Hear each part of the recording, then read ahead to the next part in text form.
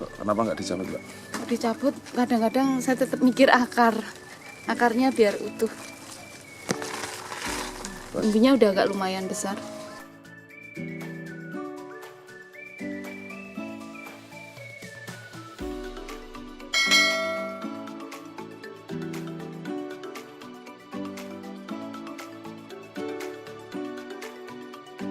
Ini media, kebetulan kalau saya tuh orangnya maunya simpel-simpel aja mas, nggak mau ribet ya. Yang mudah didapat, nggak perlu istilahnya keluar duit banyak. Ini media bekas saya kirim bibit-bibit tanaman. Ada kelengkeng, ada mangga, ada jeruk. Itu kalau kirim kan nggak pakai media. Jadi daripada dibuang, saya pakai. Yang kasar saya buangin. Ini aja. Selain bisa anakan, nanti umbinya itu mau saya potong-potong. Kalau anaknya banyak gini kan umbinya mestinya udah agak besar. Nah, balik aja ya mas, nggak dicabut. Ini. Kenapa nggak dicabut, Mbak? Dicabut, kadang-kadang saya tetap mikir akarnya biar utuh.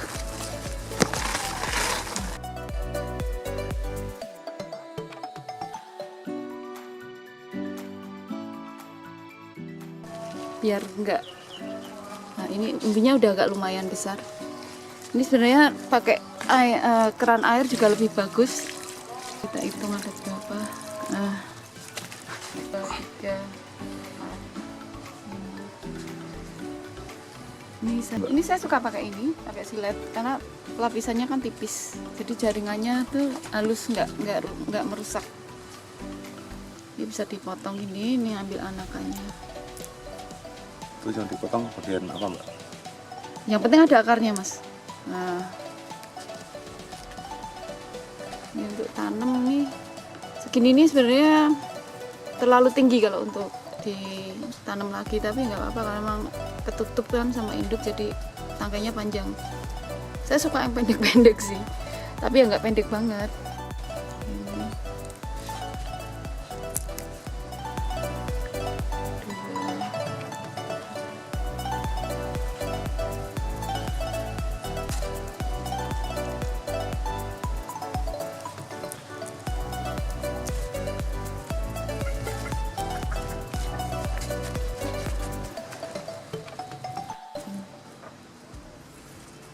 Ini udah banyak yang kenal ini. Ya. Ini selanjutnya ini kan umbi utama ini. Semua bakalan dari nol lagi mas kalau dipotong-potong gini.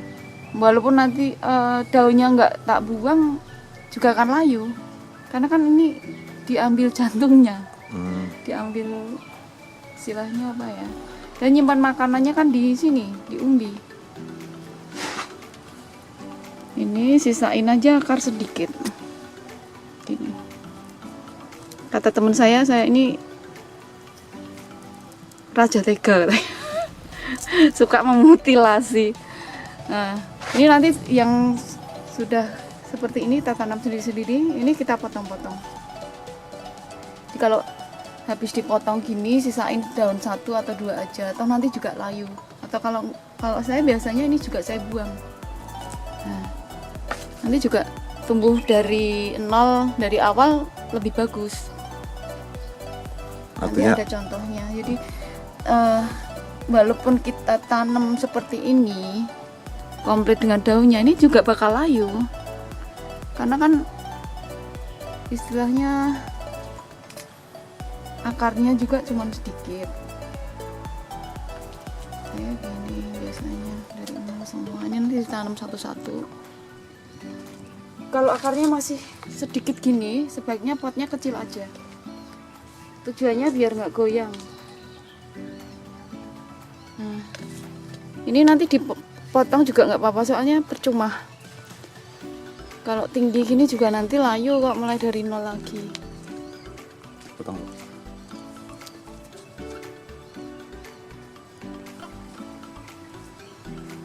Pot kecil lebih nyaman karena ini kan kalau disiram itu nggak goyang.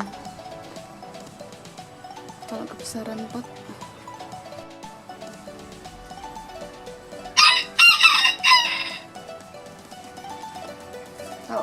tangannya sensitif, mendingan pakai kaos tangan mas. Gatel soalnya.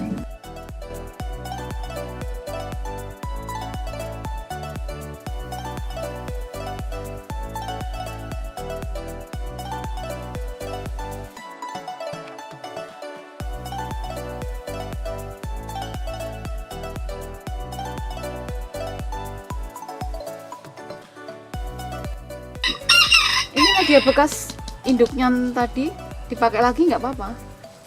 Karena Kalau tanaman media lama ini kan sudah steril ya, nggak panas. Ini ada campuran pupuk kandangnya.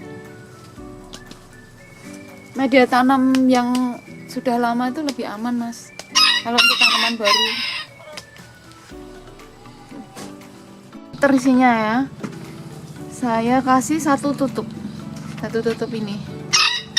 Ini udah masih ada, jadi enggak langsung pakai ini aja.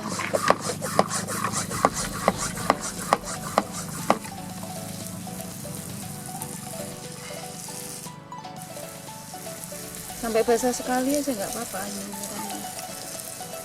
Nah setelah ini kan jalan, kalau sudah basah gini kan kenceng ya ini ya, nggak goyang.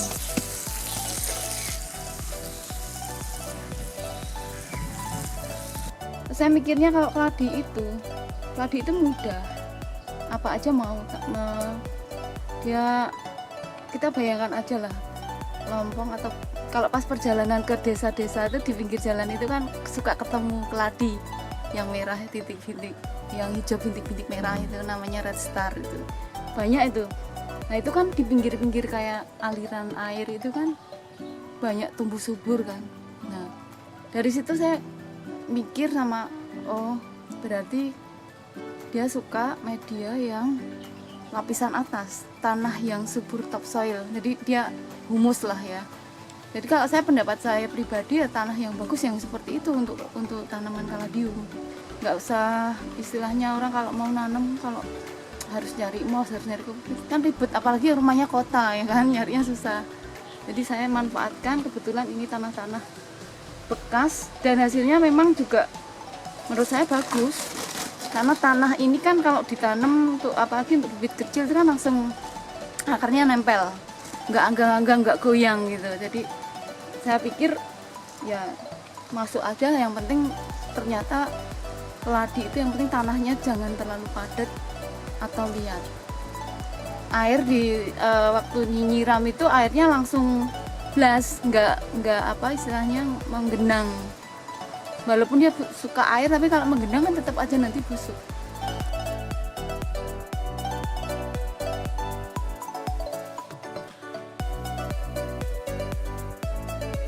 Kalau tanah subur memang cepat sekali ini tumbuh rumput-rumput gini. Kalau berlebihan ya mengganggu mas. Ini kan juga butuh makanan untuk besar, apalagi kalau sudah sampai penuh gitu kan nanti terganggu pertumbuhan keladinya. Yang penting nutrisi dan air. Jadi kalau nutrisi terpenuhi, airnya nggak telat, pasti bagus.